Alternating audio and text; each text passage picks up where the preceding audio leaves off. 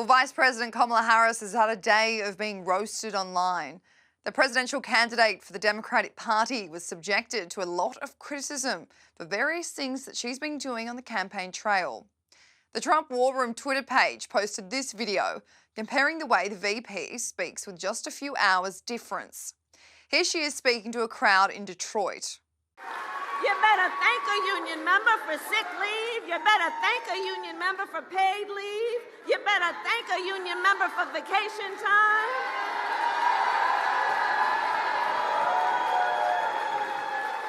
And then a few hours later in Pittsburgh. Thank unions for sick leave. Thank unions for paid family leave.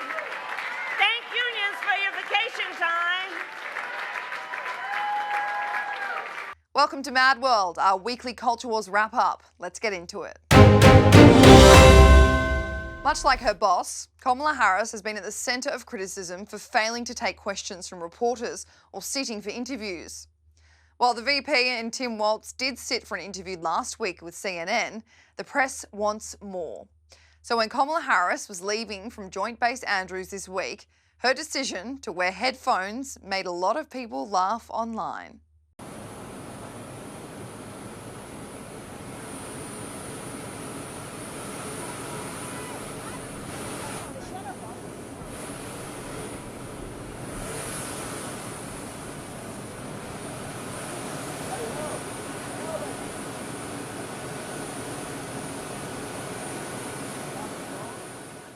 This prompting some interesting responses online. One person wrote, "Wow, she's pretending to be on the phone. It's an avoidance tactic." Another wrote, "OMG, the hand to ear is priceless. Real baller move. I know, I am fooled." Finally, the old headphones and phone trick. Avoidance is getting old now. Now, the Philadelphia Eagles football team has been forced to make a statement after a promotional photo of Kamala Harris dressed in an Eagles uniform was plastered at a bus stop. The team's Twitter account released a statement that read, "A photo of a billboard found in Philly of the Eagles appearing to endorse Kamala Harris is making the rounds on social media. The team has not made any sort of official announcement, and their voting resource website listed on it hasn't been updated since the primary elections." And while Joe Biden is not one for many speeches or press conferences himself, especially these days, he made an exception when he campaigned for Kamala Harris in Pittsburgh. I know her.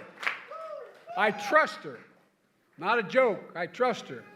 Number two, the first decision I made, the nominee in 2020, was selecting her as my vice president. And by the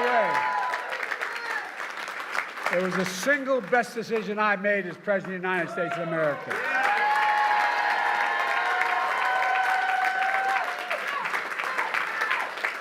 I was watching something sent to me when they asked Barack. They said Barack picked me as vice president because he knew I could be president. Well, I know she'll be a good president.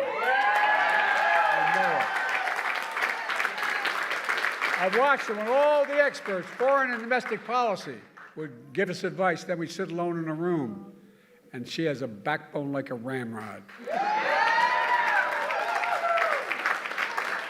Over to Canada now, where Prime Minister Justin Trudeau attempted to shake hands and break bread with some steel workers in Ontario, only to be confronted by one of the workers who decided to really launch into the PM. Well, we got donuts over here if you want to thank you for your hard work. I can bring some for my kids here. Okay. The 25% tariffs we just brought in on Chinese steel is going to help you out. That's going to keep my job, yeah. Yeah, it's going to Yeah. keep your job.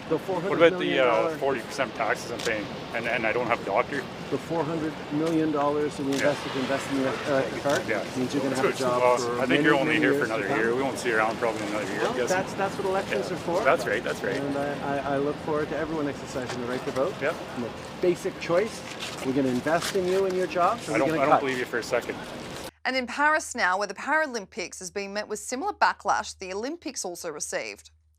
51-year-old transgender athlete Valentina Petrillo from Italy has been at the centre of scrutiny the last few days.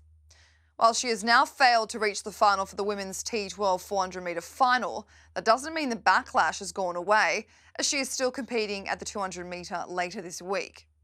So why was a transgender athlete allowed to compete in a female sport? Well, the International Paralympics Committee actually allows international sporting bodies to set their own guidelines. So under the World Para-Athletics policies, Valentina Petrillo is allowed. But of course, online users were not happy with this. Olympic medalist Sharon Davies tweeted, "So we banned Lance Armstrong for taking drugs, which will give him a small but important advantage over his male rivals because it's cheating. But we let 51-year-old male Valentina Petrillo have a huge advantage with no issue at all against female athletes. Why is this being allowed?" An online user tweeted, "I hope the Paralympics listens to this man Valentina Petrillo complaining about his detractors, how inclusion should be uppermost in sports, and talking about his wonderful self non-stop. Not one word does he say about women, his competitors, fairness." Finally, stealing opportunities from disabled women is abhorrent. This is misogyny being painted as progress. Over in Israel now, massive protests have broken out in Jerusalem as Israelis call for the government to officially broker a hostage release deal with Hamas following the news that 6 bodies of hostages had been recovered.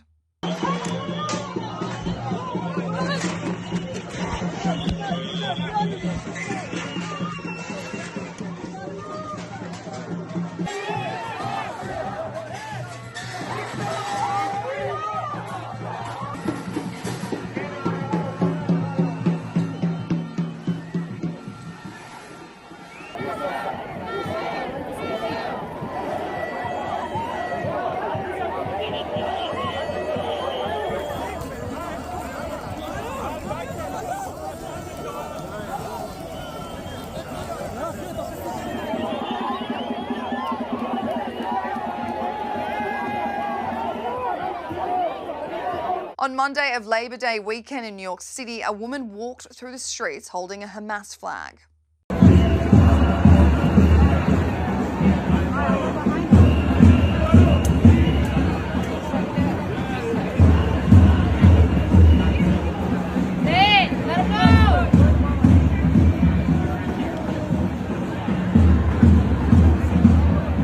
While thousands of those protesting against the Israel-Hamas war in general took to the streets. You're committing genocide!